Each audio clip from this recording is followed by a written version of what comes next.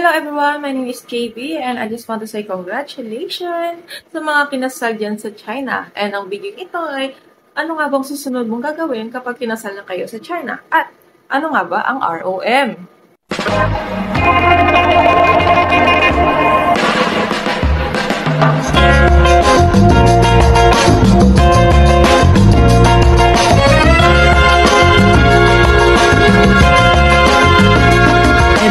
So hello guys, again, ito pong video ito ay based only sa experience, from my experience.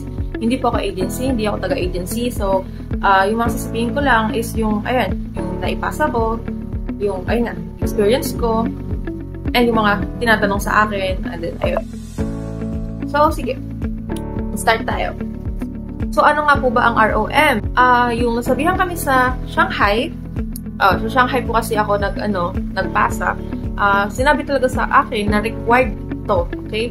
Required siya. But, yung mga napagtanungan ko, ang sinabi nila sa akin, hindi naman daw required. And, okay na daw sila sa China. And, ako kasi gusto ko pa rin tumira dito sa Pilipinas. Pupunta sa China, pero hindi pa siguro ngayon. So, ang gusto ko sana, magkaroon ako ng marriage certificate dito sa Pilipinas. Ayun. So, ito po. Anuhin ko lang, merong 7 Philippine Embassy sa China. Okay, again po, meron pong 7 Philippine Embassy sa China. So, pwede kayo magpasa doon. So, doon po sa Beijing, Chongqing, Guangzhou, Hong Kong, Macau, Shanghai, and Xiamen. So, ako po, sa Shanghai. So, ito, sa case ko po, dahil late po ako, late ako nagpasa. So, nakauwi pa ako ng Pinas. So, ayun nga, katulad ng una kong sinabi sa una kong video, kapag nasa Pilipinas ka, kunin mo na lahat ng kaya mong dalhin na papeles papuntang China. As in lahat. Kaysa naman na nandun ka na sa China, saka ka pa maghahanap kung saan ka kukuha ng ganitong document, like PSA, o ganun, kasi mas mapapamahal. So, dahil doon, kahit hindi kailangan, prepare ko, ganun, nung nandito ako sa Pilipinas. Ano nga po bang mga kailangan or mga requirements for registration of marriage or ROM? So, again po, ROM, this is a Filipinos who married in China, either to fellow Filipinos or foreigners, are required to file a report of marriage at the Philippine Consulate General in order for the marriage to be registered at the Philippine Statistics Authority. So, sa PSA po. Okay. So, sa akin, ayun nga, gusto ko magkaroon ng papel, like, marriage certificate, yun, from PSA. So, ayun na nga po, kinasal na kayo sa China. Kung may ceremony, okay, tapos na ang ceremony, hindi naman siya ganun ka-rush. Okay? Siguro sabihin natin mga 2 or 3 months, matagal siguro, 3 months or 6 months, ayun, ng kasal nyo. Kailangan nyo ng ganito. Paano nga ba ito makukuha? So, ito po, ang sabi dito kasi, original copy together with 4 copies of authenticated marriage certificate which has to pass the Chinese local notary public. Yung pumunta ako sa Shanghai, ito kasi yung pinasa ko. Which is parang parehas naman sila. Feeling ko parehas sila. Kasi ganito naman daw talaga kapag notary. So, ito ang pinasa ko. Ito kasi, yung sa City Hall, saan kami kinasal, humingi kami ng document from, galing sa kanila. Ayun naman, may Chinese. Pakita ko. Ano naman siya? Original naman siya kasi may ganito. Notary siguro to. Ganyan, ayan. Notary yan. And then, ito yung mali namin. Nakasulat kasi dito, review and process form of marriage registration. Ito. Tapos ayan. Ayan. And then, ayan. Review and processing form of marriage registration. So, ganito siya. Hindi ganito ang hinahanap sa embassy. Which is, parehas nga daw. So, yung pinasa namin to, nagtataka sila, bakit daw ganito? Parang ako lang daw ang nagpasa ng ganito. Ayun naman, notary certificate. Original naman daw siya. Kaso, ang sabi sa akin ng Philippine Embassy, promising pa daw yung document na to. Parang, ang sinasabi kasi dito na, hindi pa siya pasok sa system, nire-review pa lang. Okay. And then, wala kasing apostille yung pinakata. So, hindi daw ito. So, yung pumunta kami sa Shanghai, kailangan na bumalik sa hometown ng asawa ko. And dahil sa Yangchen po kami kinasal, pumunta kami doon. So, one day, kinabukasan, pumunta kaming police kasi magre-report as a foreigner. So, yung magde-declare na nakapasok ko ng sa China. So, nag-declare pumunta police and then pumunta kami sa Yangchen. Tama ba pagkakabigkas? Parang mali ang pagkakabigkas. Pero, Yangchen. So, lagot na naman ako sa asawa.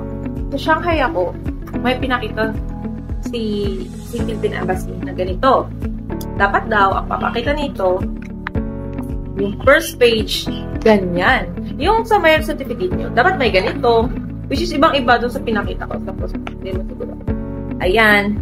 Yung nasa, yung nasa red, marriage certificate nyo. Ayun mismo, ipapapotocopy lang din. So, yun? Ayan. Yan, yung may picture ng asawa nyo, ikaw, sa kanyang asawa mo. And then, ayan daw, dapat may ganito. And then, ayan, pwede kita ipakita. Dapat may ganito. Ito yung na-picture, yung pinakitang example. Ito yung na-picture, bawal kasi picturean, di ba? So, ito yung pinayagan kami picture kasi wala namang pangalan ng ng nagpasa daw. So, ganito dapat. And then, ito, ang very, very important. This part. So, kasi, nandito yung registry by, tapos yung marriage registrar, yung nagkasal sa inyo. Which is, mapupunta tayo dun sa next na gagawin natin. Ay, next na ipapaliwanag ko. So, ito po. Yan din. May translate. And then, may notary certificate. And then, ito ang pinakamahal. Yung apostille. So, ayan. Pumunta ako dun sa parang City Hall, in-explain namin, pinakita namin yung example ni Philippine Embassy, and then, hindi daw nila alam. So, hindi ko alam kung paano. Hindi, parang, saan ako kukuha nung ganito? Hindi naman to, tapos galing pa sa kanila. So, ang tinawagan ko si Shanghai Philippine Embassy, si ma'am, tinawagan ko, kasi, ayan, yung pagkatawag ko, sabi sa akin, mali daw. Mali naman daw talaga. Kailangan ko daw pumunta sa magnonotaryo. Pero much better kung dun sa kung saan kami kinasal. Yun yung pagkakasabi. So, andun kami sa City Hall. Ang problema kasi doon, walang nagnonotaryo doon. So, doon pa rin sa hometown, lumipat lang kami ng ibang place and then doon may nagnonotaryo. Which is, ito na yung nakuha namin. So, ayun na. Basta sinabi lang ni ma'am, lapit lang daw kami dun sa pwedeng magnotaryo. Sa kami sa Yangchen, i-flash ko na lang kasi di ko alam kung paano sabihin. I-flash ko na lang galing yan. Yung asawa ko nag-send yan. Ayan, and then, eto, pinakita namin, yung picture na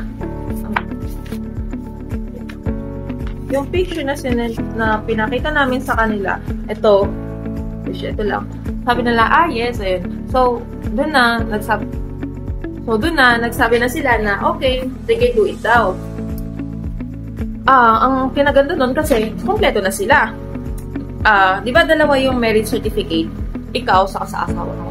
Tinanong lang kung kaninang marriage certificate, yung inonotary nila. Sabi ko sa akin, kasi ako naman ako yung Pilipino.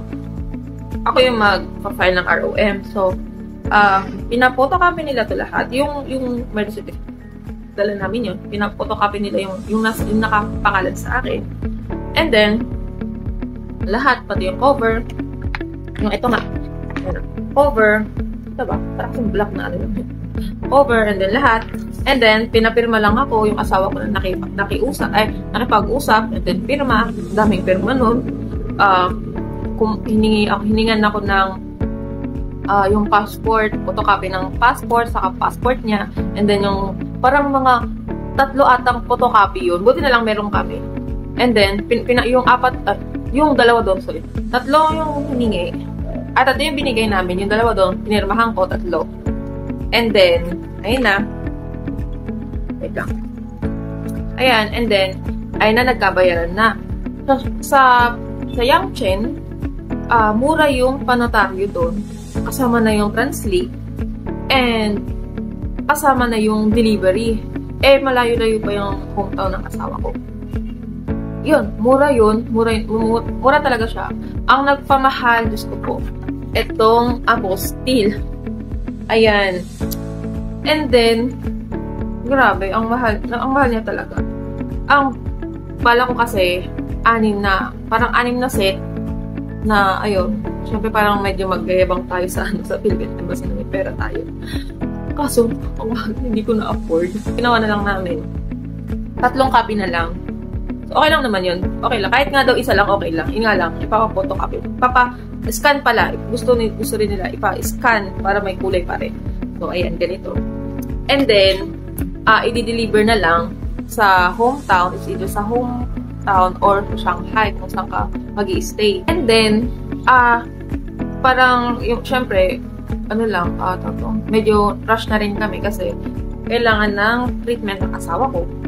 Ang nangyari dyan, gusto sana namin i-rush. Kaso, dahil nga 3 yung kukunin namin ganito, edi, 3 magkakaibang price yung 3 ganun. I-rush namin.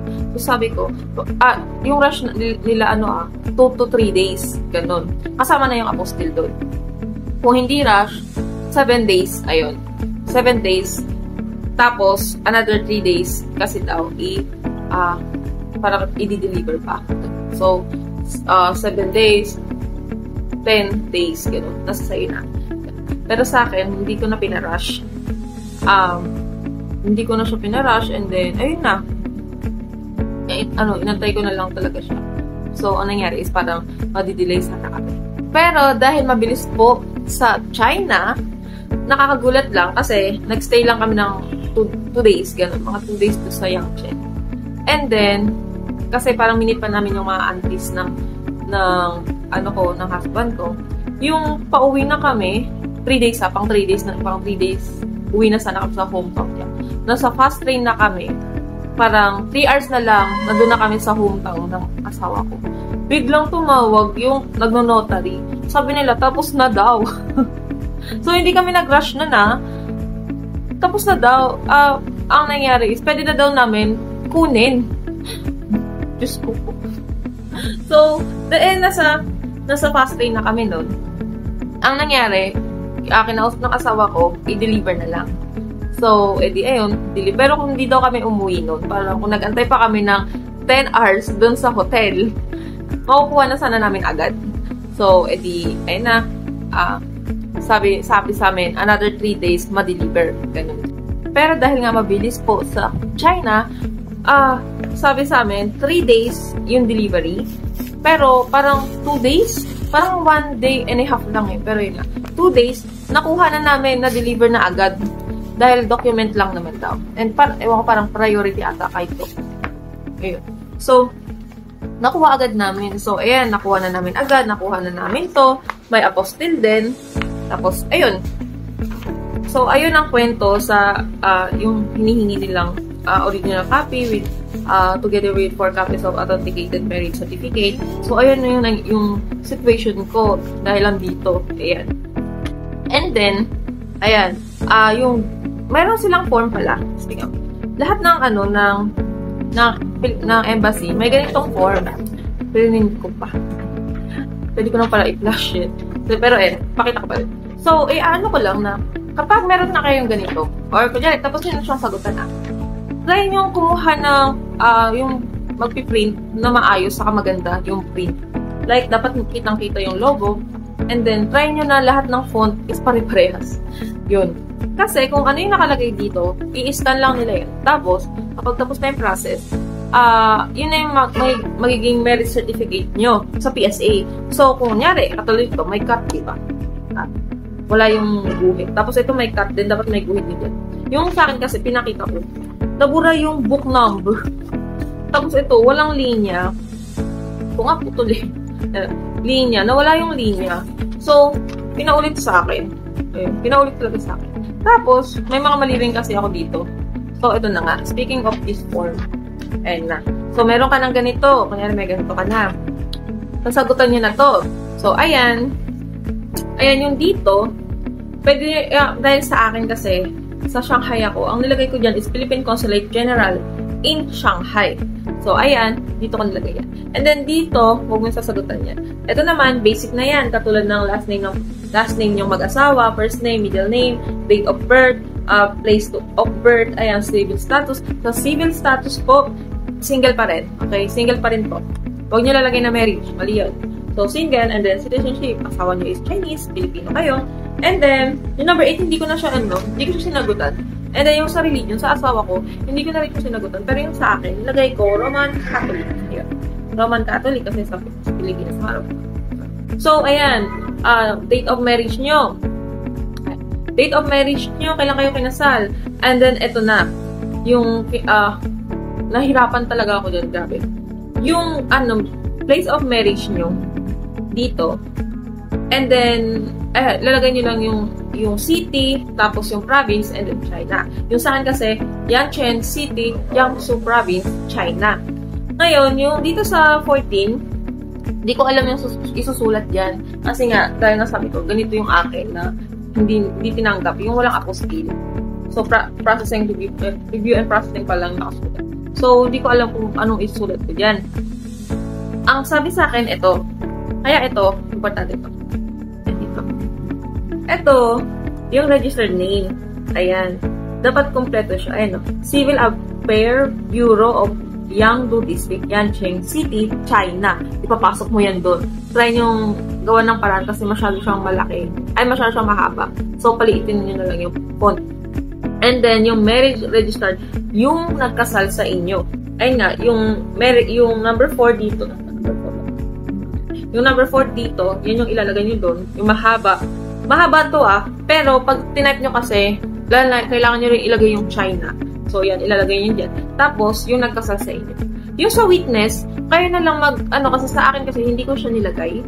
Wala ko nilagay na witness kasi nga, sabi ko nga, yung una kong video, tatlo lang kami, ako yung asawa ko, tapos magkakasal. So, walang witness. So, kung kayo meron, like yung parents nyo nandun, pwede nyo ilagay. Walang problema. And then, ito na, yung sa naman, father, citizenship, mother, and the citizenship. Ayan, basic na lang yan. Yung dito lang yung medyo ako nahirapan. Baka kayo din. So, ayun. And then, ayun na, wife, husband, tapos pirma, and then, ayun, ilalagay nyo lang yung Shanghai, Philippine Consulate General, ayun. Nilagay ko kasi dito, Shanghai PCG, ayun, PCG, Philippine Consulate General. Yun lang nilagay ko. And then, yung pinakababa, wala na kayong lalagay ko. Wala na. Clear na yan. Sila na magsusulat. So, ayun. Ito, photocopy. Photocopy kasi ito. Pwede ko siguro i-share. So, ayun. PCG.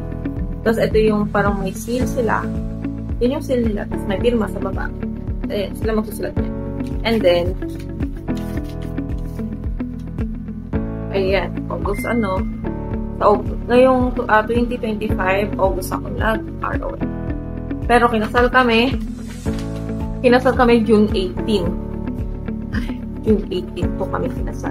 So, late kami. Speaking of late, kapag late po kayo, sabi kasi dito, for report of marriage, file more than 12 months after the wedding date, a notarized affidavit of delayed registration must also be submitted. So, kailangan nyo ng affidavit of delayed registration. So, ilalagay nyo lang naman doon na kung bakit kayo na late.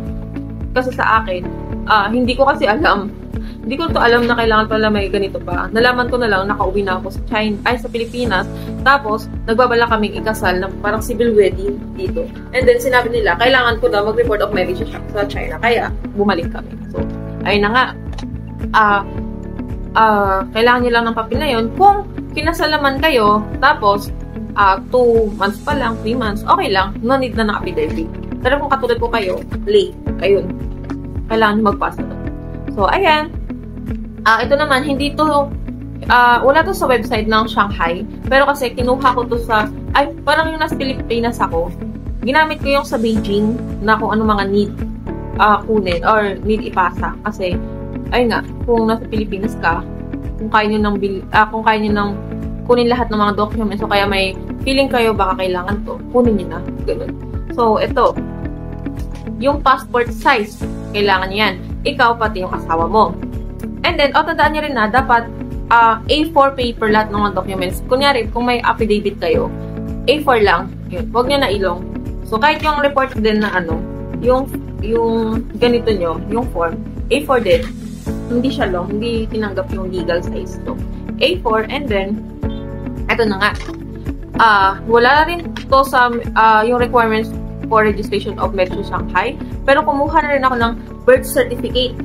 Kailangan nyo lang isa, pero ang gagawin kasi niyan, isa, and then 4 na photocopy. So, dapat may 5 set kayo. Okay. Pero dahil ako, parang kaya ko naman, yung nasa Pilipinas ako, ang ginawa ko po, kumuha ako sa PSA ng 5 original na PSA na birth certificate. Ang ginawa ko is, ayun, yung one day na, yung sa main nila. So, City Hall ata ng QC yun. So, hindi ko maalala kung saan ko na. So, sinamahan na kasi ako ng mother ko, and then, kinuhanan ko na rin sila ng PSA. So, anong nangyari?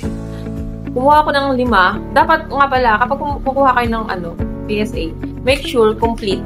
Kasi pala, kapag nagkamali ka lang ng, kunyari, yung date, saka yung month, nagkabaliktad, ayun, magiging negative, negative certification yung ibibigay. So, ayun, kumuha ko ng 5. So, lahat, ito na lang. Kumuha ko ng 5 ganito. Di ba may kulay ito? Hindi kita. 5 ganito, ayan. And then, 5. Tignan ko yan. And then, ayan, kung meron ako, kailangan din sa asawa nyo. So, kumuha rin kayo ng birth certificate. I think sa China, isang birth certificate lang. And then, ipascan nyo na lang. Basta may kulay, para presentable. Ayun. So, ayun, sa'yo, and then sa asawa nyo. And then, yung sa hukom, ayun, ipa-photocopy nyo lang yun. Tapos, try nyo na rin dalhin yung original pag nasa China kayo.